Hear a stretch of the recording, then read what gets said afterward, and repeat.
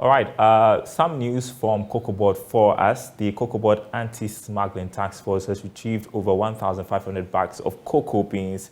COCOBOD says it will continue to work with state agencies to stop the smuggling. Head of Public Affairs at COCOBOD, Fifi Boafo, joins us to tell us more about this. Grateful you could join us. So tell us about this latest incident where the Anti-smuggling Task Force has retrieved over 1,500 bags of cocoa beans. Yes, it's not a new thing this year. Beginning this year, we've had incidents of smuggling across our borders. But this one happened the last two, just March this year.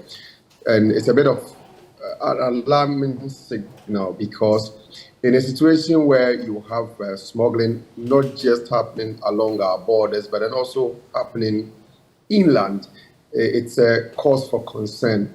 This happened in Accra, and there's an incident that happened at Aflao and along the borders. Beginning October last year, there have been a number of incidents where our task force or our special service have collaborated with the security agencies, the National Investigative Bureau, as well as the police to arrest such persons who are involved in the smuggling of cocoa from Ghana. So it is through the collaboration we're able to make the arrest of this 1,500 bags of cocoa in a period of 2 weeks. And as you indicate, this is not a new thing. What is accounting for the smuggling cases? We're hearing stuff to do with pricing. Well, pricing because in the last 5-6 years, Ghana has had a better price compared to the one that is being offered by our neighboring countries. This year, it is not a case that Ghana is offering a better price. So yes, there's a likelihood that that could account for what is happening. We've also had it as a phenomenon where people have made it a business. So it's now a business by these people who buy the cocoa from our farmers, and then they transport it along the borders of our country to go and sell in different countries. The people are direct beneficiaries of what is happening, and unfortunately Ghana or the farmers are not benefiting from this act. But who are those doing the smuggling? Is it the farmer, the Ghanaian farmer? Well, to a very large extent, the beneficiaries of this activity are not the farmers. There are some private individuals, call them business people, but these are rogue business people who are engaged in this illegal activity. They go to the farmers, buy the cocoa, some with the support of some licensed buying companies. They buy the cocoa, put it together, and then they move across the borders. I must admit that in very few instances, we have some farmers engaged in that. But for the farmers, they do very small quantities, 4 or 5 bags, walk across the border and get it sold. But these people are people who have truckloads of cocoa, and then they get it along the borders. One instance which has been reported recently is they actually brought the cocoa to Accra as though this cocoa was coming into COCOBOD for export, rebag it, and then get it along the border so they can smuggle it out of the country. Unfortunately, let me even add that there are people who have been arrested who are not even Ghanaians. These are foreigners whose prime objective is just to make money out of our system, and they are involved in this unfortunate business. Well, the Anti-smuggling Task Force is exercises showing some results, but how do we put an end to the smuggling? Perhaps uniform pricing for cocoa? Well, uniform pricing is a difficult one to ask for at this point because Ghana and Cote d'Ivoire are the two major producers of cocoa. Over the years have been collaborating.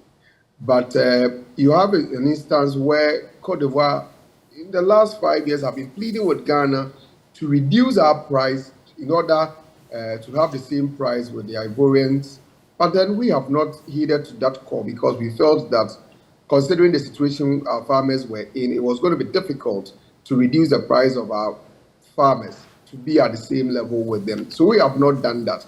So at this point, if we are to ask them to also reduce their price to be at the same level with us. That will be difficult. And the price difference is largely due to the exchange differences, the strength of the CFA against our currency. Our expectation is that we will be able to find means of addressing the issue permanently, because if you just say that, okay, well, now there's price difference, let us adjust our price to address the issue, it does not solve the problem. And there's a need for us to make sure that we solve the problem permanently. And I want to ask you about this as well, how this is impacting on our targets for the year, and how is that benefiting Ivory Coast, because it's improving their sales, isn't it?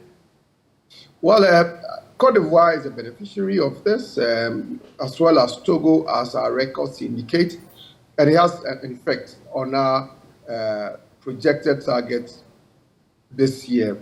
Because if you look at the quantities that is moving along the borders, it puts us in a very disadvantaged position in terms of how much cocoa we are able to produce at the end of the year. At a point in time, some weeks or even a month, there are some districts that we are even recording almost zero purchases from these districts. It's an indication that between January to March, if we are not getting purchases from these key districts, then it means that there's something wrong with the system, because these are not the times where you expect that licensed buying companies will not be making purchases.